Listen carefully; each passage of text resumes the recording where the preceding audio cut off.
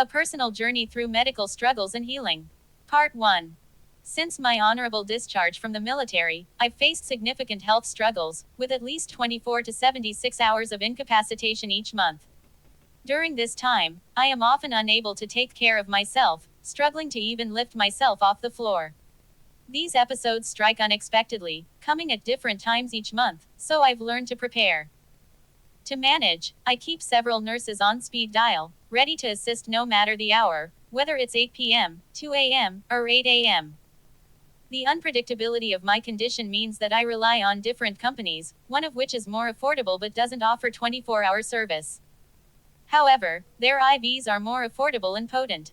It's not a pleasant experience, and I don't want to gross you out, but I'll be honest, sometimes it's difficult to even describe without discomfort. Fortunately, a combination of diet, daily massages, and rest with my feet elevated helps manage the severity of my condition. Although the warning signs of these episodes are few, such as back pain, fatigue, and loss of appetite, once they hit, they can last anywhere from 1 to 3 days. The sight is far from pretty. If you can imagine it, I've probably gone through it, and while it's uncomfortable to share, I feel it's important to be honest. On good days, I can keep the debilitating episodes shorter, sometimes bringing them down from 76 hours to just 24. But the warning signs are often subtle, all of which are normal for me at any given time. This morning, as usual, I called my nurse, letting her know she could arrive at 8 a.m. She told me she'd be here by then, but by 8:30, I hadn't heard from her. I called earlier to confirm that the door was unlocked to my room and the others in the home have been made aware of their arrival. I was sitting in the bath fully clothed. The warm water helps with the pain and other symptoms, but it also makes me heavier and more immobile. Getting out of the tub is impossible without risking injury, as I've learned the hard way.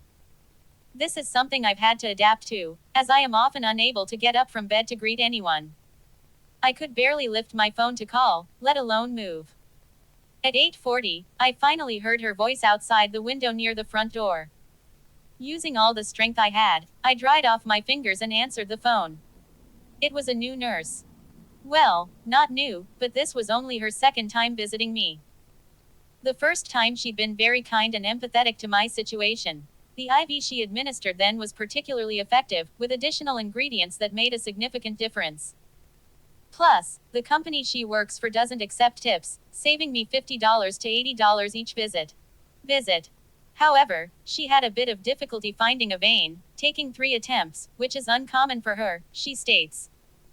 But I understood. Needles have always terrified me, especially when I see my blah. My body's reaction to the needles is so strong that I can easily faint if I'm not careful. Which makes it difficult for the nurses and myself each month. I understand that and I try to be on the best behavior and communicate as much as possible. To avoid passing out, I let the nursing staff members know to do it fast. Not to tell me when they're going to put it in, take it out or if there's any blah. No, oops, or, oh there's a little, none of that. Because I'll start to fade to black or my nauseousness will come to a climax. Which is one of my symptoms we're trying to stop with the IV to begin with. I gathered all the strength I could muster to answer the phone when she called, though it took a lot out of me. Slowly breathing strategically not to hurt myself further or strain myself. I communicated to come in. During these times, I'm too exhausted to speak much, so I've created a laminated list next to my chair for the nurses. It outlines my preferences, like using the smallest possible needle, not commenting on the red stuff, or making any noises that might trigger a fainting spell. Additionally, they may try a tourniquet, but if I start to sweat and pass out, this is their warning. Take it off quickly and stop everything and try to get me to breathe. I also keep my best friend on speakerphone to help me stay grounded. We both know how sensitive I am to needles, especially because of past traumatic experiences, and how difficult it can be for me to manage the fear and pain. I understand I'm not always easy to work with, but I've learned what works best for me over the years. I also instruct them to be quick and focused. If the process takes too long or I become too aware of the pain, it can make me feel nauseous or worse. I also communicate that while I would love to have a conversation with you and believe you to be a wonderful person, talking right now is difficult. I'd rather try to focus on breathing. She set herself up in the bathroom and attempted to give me the IV. After the second failed attempt, The nurse suggested we move to my chair. A specially designed zero-gravity ergonomic massage chair I bought for moments like this, that usually works great. Granted, I did buy it at auction specifically for when I am at my worst. Both times she stuck me, it felt as if she was sifting, looking for gold. I made it to my chair with the assistance of the nurse. I'm in position. The nurse attempts a third time. The next few minutes were filled with a painful mix of breathing techniques, attempted IV placements, and whispered reassurances from my best friend. Despite the pain, I tried to stay calm. My friend reminded me to focus on my breathing. Sometimes they sing for me and remind me of my favorite phrase. It's going to be okay. It's okay. Very grounding, honestly. It reminds me that this is my choice and that the IV helps a lot.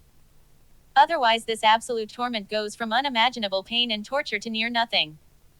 From being unable to move or sleep for 24 to 76 hours. Constantly nauseous with many other gross symptoms. However, with the IV, I'm immediately able to take a nap, and when I wake up, I can walk. I can eat. Sure, it's not very much, but I'm no longer nauseous and the sick stuff stops. I'm able to recover and start living my life again. Sure, it hurts because I'm severely dehydrated and I'm afraid of needles because I had a traumatizing past, but this is brief and once it's over, I will feel better. We go to try again. My best friend reminds me to breathe, inhale and exhale. I lost my glasses in the move from the bathroom to the chair. Unable to look off into the distance, I turn my head to the side, focusing on the stitching of my chair as my friend continues to sing for me. This time, it was excruciating. I couldn't help but cry out in pain. I wanted to hold it together, but my body and mind were in overdrive. Generally, I try my absolute best to withhold the sounds I make during this time because I don't want to gross out the other people in my home or scare them because it is traumatic. I have frightened others before. That's why I pay nurses to take care of me even though I live with my family. After what felt like forever, she finally removes the needle and confesses to me. She tries, but it just won't work. The needle just won't go to my veins. The nurse's attempts were unsuccessful. She admitted the needle simply wasn't cooperating with my veins, which were likely too dehydrated. We agree, yes, I'm very dehydrated. That's why she's here. I tell my best friend to convince me to let her try again. The nurse kept saying after every attempt, I promise I'll get the next one, and that she usually gets it on the first poke. End of part 1. Part 2. On the fourth attempt, I felt my body recoil in fear away from her. The nurse had already poked me 3 times, and each time I felt like I couldn't take more. My veins were stubborn, refusing to cooperate, likely due to severe dehydration. Now swollen, bruised and sensitive. I could sense my body shutting down, but I didn't want her to leave. I don't want to try again. However, I don't want to send her away because I know I'm only going to continue to feel worse and my symptoms will not get better. Additionally, this was so traumatizing. I don't think I'll ever want another nurse to give me an IV again. I knew that without the IV, my symptoms would only worsen, and I'd be back to square one, completely incapacitated. When I'm in pain and scared, I do yell mama and mommy and babe. However, I don't expect any of those people to show up. It's just a natural response. My mother, who had been trying to stay out of it, finally came in when I called out in pain. She asked what was going on, and I explained everything to her. She is on the other side of the house and I hate to admit it. She does try to not hear me. Again, why I have a nurse. She also had back surgery recently. I live at home with her, so whenever I'm not at my weakest, I'm able to be strong for her. I know she loves me. Don't think badly of her. I told her I didn't trust the nurse but didn't want to send her away either. My mom encouraged me to give the nurse one more chance. The nurse admitted to using a regular-sized needle for the previous attempts, which was against the guidelines I had provided. My mother and I audibly gasped. I informed her again of the rules that have been tried and true for the past 4 years of IVs that I've received. The nurse promised she'd switch to the smaller one, the baby needle. I think she called it a 24, I'm not sure, I'm not a nurse. Considering my mom and my best friend told me to let her try one more time and I didn't want to send her away, plus she promised to try the baby needle.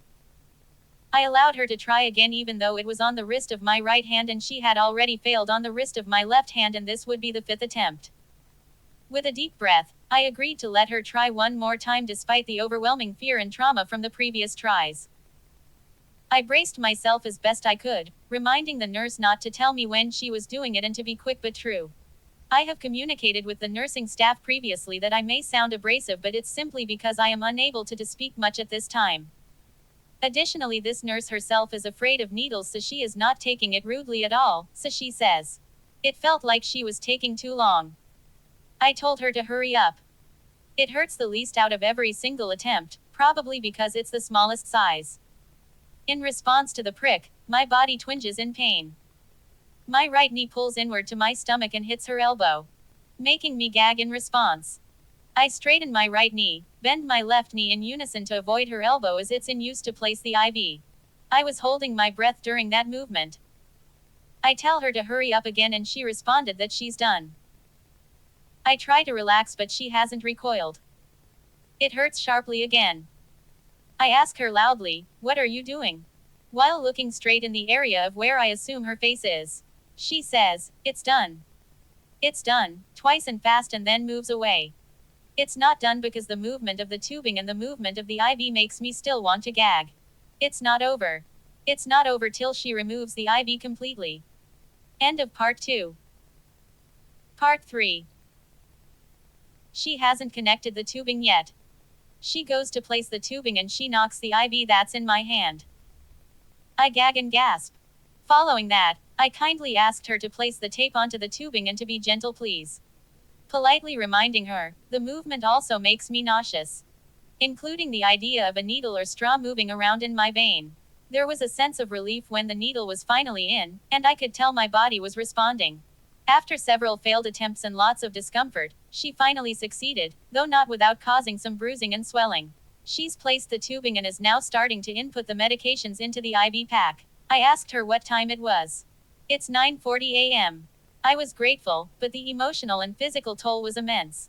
5 attempts, an hour of agony, and the constant fear that it wouldn't work. I jokingly stated, "Is there a promotion? 5 pricks for every 1 IV." The nurse apologized for the trauma I endured and promised that next time she would use a smaller needle to make the procedure smoother. But finally, the IV was set. The nurse assured me that she had never had such a difficult time before, and I could tell she felt bad about the whole ordeal. Luckily, I'm able to have some peace while the IV does its work. However, in the past 4 years I have had 3 blown veins that turned to the size of tennis balls. Once while I was at the ER. I do not like to go to the ER, hence why I have at home mobile IV nurses. That can come pretty much at 24 hours a day depending on what type of IV I'm wanting, that is. After a 5-minute word vomit, she admitted that neglecting to use the baby needle was the issue, promising to use it in the future, and that's why she struggled today. The IV began to drip its much needed fluids and medications into my system, and the nausea started to ease. Towards the end of the IV, she grips the bag with her hand and pushes the air to force the liquid into the tubing. Some time goes by and there's barely anything remaining. She then proceeds to take the entire bag balled into her fist as she squeezes it, raising it above her head, stating she wants me to get every drop. Regardless, I'm grateful as it is expensive. The cost of these treatments is substantial, about $500 every 21 to 27 days. It's a financial burden, but it's a price I'm willing to pay for the relief and the ability to live my life. Without the IVs, I would be unable to function for days, missing out on work and quality time with my family. My wallet is in the same place it always is. She passed it to me as we are nearing the end. I pulled out my card and passed it to her. I confirm my information. The same dance I always go through. I'm no longer nauseous, however, I am having difficulty staying awake because the medication helps me go to sleep. Now that I've paid her, it's time for her to remove the IV. I remind her once again to be quick and if there's a leak not to say anything or make noises in response. The sticker or tape never bothers me. She pulls quickly and I feel something sharp and it hurts a bit. However, I assume it's over. I feel another pull and it makes me cringe physically. I ask quickly, "What's happening?" She quietly replies, "The adhesive got caught." I wait and wait. It feels like she's pushing down on my arm. The pain will not cease. Turning my head quickly towards her, I ask her rhetorically, "You haven't finished yet?" The nurse says, "I'm done." I'm done, and then pulls it out, placing cotton onto the spot with pressure, stating there was no red stuff. However, her pressure on my now bruised wrist begs to differ. continuing to sloppily wrap my wrist in the stretchy bandage. As she pulls away, she notices the gauze and wrap from the previous IV attempts on my arm were gone. Gasping, wondering where they went. With the IV fluids, I was able to create complete sentences again. I quickly explained that after the 15-minute marks, I removed them on my own. She calms down after remembering this is a common occurrence for my daily life the past 4 years. However, this time I removed the wrapping due to the tightness that was causing further bruising. The way my wrist was situated to receive the IV resulted in pressure on my previous poke points. Still, I was relieved to be done. By the time the IV was finished, I was finally able to relax. I could feel the effects of the fluids and medication slowly taking hold, bringing relief from the nausea and pain. I paid her for the service, thanked her for her efforts, and wanted to try to sleep. I made it to the bed with her assistance and took a very nice nap, the first real rest I had in days. 2 hours later, I woke up, feeling more human again. I had a small smoothie, then later joined my family for a meal. I was able to work the next day, something I wouldn't have been able to do without the IV. The next few days would have been a blur of sickness and torment, locked in a cycle of dehydration and suffering. But with the IV, I was able to reconnect with my family and continue my life. By the evening, I was able to enjoy a peaceful night's sleep. Even went to work the next day. This is my reality as an honorably discharged disabled veteran. For 24 to 76 hours out of every 21 to 27 days, I'm almost entirely incapacitated, too weak to even care for myself. But on the other days, I do what I can to help my family, even though no one would ever guess I'd been so sick just days before. I call my symptoms the four-headed dragon. I'm sure you can imagine why. Though my journey is long and often filled with pain, I choose to share my story because it's important for others to understand the realities of living with a disability. Every month brings new challenges, but it also brings moments of healing. I hope my story can shed light on the struggles of those like me, and perhaps even provide some comfort or insight for others going through something similar. Thank you for listening, and I hope you continue to be well. However, if in this format you found my story to be entertaining, wonderful, because it's helping contribute to my medical bills. So please comment, like, subscribe. I'll continue to share more of my experiences. This was from March of 2025. Disclaimer. Based on a true story. Thank you and all love.